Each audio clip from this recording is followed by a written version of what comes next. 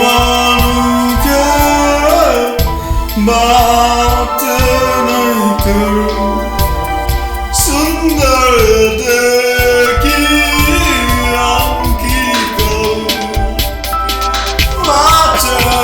वालों के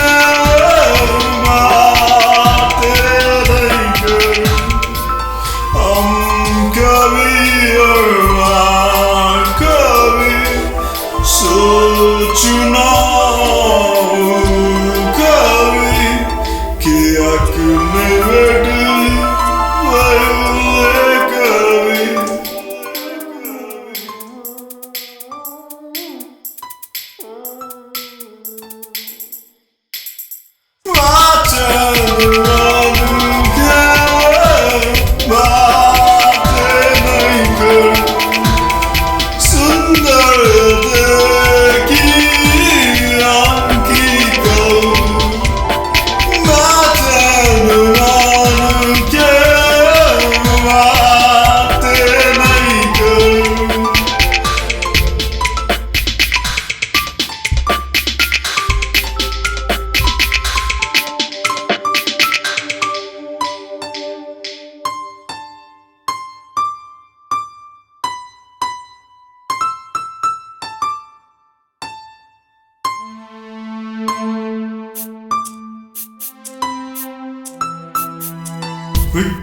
Could